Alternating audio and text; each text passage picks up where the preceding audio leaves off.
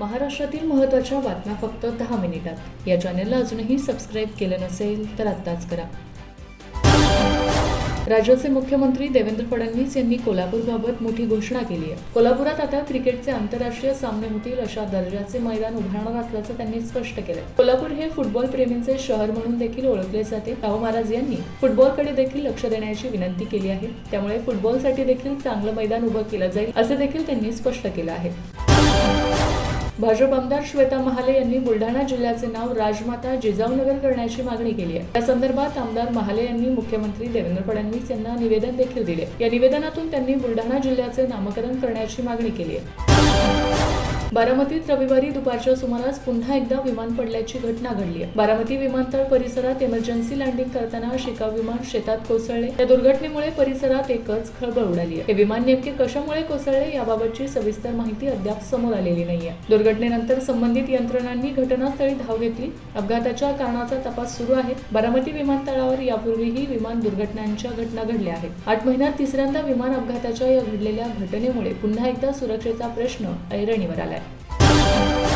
मुंबई महापालिकेचा कारभार पेपरलेस करण्यावर पालिका प्रशासनाने आता भर दिलाय। महापालिकेच्या प्रशासकीय कामकाजानंतर आता सभागृह आणि विविध समित्यांचे कामकाजही पेपरलेस करण्याचा निर्णय घेण्यात आलाय। त्यासाठी महापालिकेतील 227 निवडून आलेले आणि 10 नामनिर्देश अशा एकूण 237 नगरसेवकांना येत्या महिन्याभरात टॅब देण्यात येणार आहे। या टॅबद्वारे सभागृह आणि समितींच्या पटलावर मांडण्यात येणारे प्रस्ताव, विषय पत्रिका व कागदपत्रे डिजिटल स्वरूपात उपलब्ध होणार आहेत। पोलीस कोठडीत मरण पावलेल्या तृणमूल काँग्रेस कार्यकर्त्याच्या कुटुंबियांची भेट घेण्यासाठी गेलेल्या ममता बॅनर्जी यांना रविवारी संतप्त निदर्शनांचा सामना करावा लागला। आंदोलकांनी त्यांच्या वाहनाला घेराव घालत चोर आणि डकेत राणी अशा घोषणा दिल्या। तसेच त्यांच्या वाहनावर चिखल आणि चपलात दगडफेक देखील करण्यात आली। राज्यात अनेक भागात पावसाने सध्या दांडी मारली असली तरी पुढील काही दिवसात पावसाचा जोर पुन्हा वाढण्याची शक्यता आहे। विशेषतः 13 ऑगस्ट पासून राज्यातील काही भागांमध्ये पावसाची तीव्रता वाढू शकते असा अंदाज हवामान विभागाने वर्तवला आहे। येत्या 24 तासात बंगालच्या उपसागरात कमी दाबाचे क्षेत्र निर्माण होण्याची शक्यता असून ऑगस्टच्या उत्तरार्ध काही भागात मुसळधार पाऊस होऊ शकतो। कोकण, घाटमाता आणि मध्य महाराष्ट्रातील काही भागातही याचा अधिक फटका बसण्याची शक्यता आहे। राज्यातील प्रत्येक शेतकऱ्याला दिवसा मोफत वीज देण्याचे उद्दिष्ट असून या वर्षाअखेर 90% आणि पुढील वर्षी 100% शेतकऱ्यांना दिवसा वीज उपलब्ध होईल अशी माहिती मुख्यमंत्री देवेंद्र फडणवीस यांनी दिली आहे। शेतकऱ्यांना थकबाकी नसल्याचे प्रमाणपत्रही देण्यात येणार असल्याचे त्यांनी सांगितले आहे। कोल्हापूर व सांगली जिल्ह्यात प्रत्येक वर्षी येणाऱ्या महापुरामुळे मोठ्या प्रमाणात नुकसान होते। मात्र आता हेच महापुराचे सुमारे 40 टीएमसी पाणी कालव्याद्वारे उजनी धरणाच्या माध्यमातून मराठवाड्यापर्यंत नेले जाईल अशी घोषणा मुख्यमंत्री देवेंद्र फडणवीस यांनी केली आहे। त्यामुळे महापुराचा प्रश्न कायमचा सुटेल आणि दुष्काळी भागाची तहान भागेल असा विश्वासही त्यांनी व्यक्त केला। गेल्या 4 ते 5 महिन्यांपासून कोल्हापूर जिल्हा दूध उत्पादक सहकारी संघ अर्थात गोकुळ दूध संघाच्या निवडणुकीच्या निमित्ताने माहितीच्या नेत्यांमध्येच अंतर्गत रान उठले आहे। अशातच गोकुळ दूध संघाची निवडणूक होण्यासाठी सुप्रीम कोर्टाने 90 दिवसांचा अवधी दिला होता। ही मुदत 4 ऑगस्टला संपल्याने प्रशासक मंडळ निवडणुकीसाठी पुन्हा मुदतवाढ मिळावी यासाठी सुप्रीम कोर्टात गेले होते। अखेर सुप्रीम कोर्टाने पुन्हा एकदा गोकुळ दूध संघाच्या निवडणुकीसाठी 2 महिन्यांचा अवधी दिला आहे। सावत्र वडिलांकडून मुलींना पोटगी मागण्याचा कोणताही अधिकार नाही असा अत्यंत महत्त्वपूर्ण आणि मोठा निर्णय मुंबई उच्च न्यायालयाच्या नागपूर खंडपीठाने दिला आहे।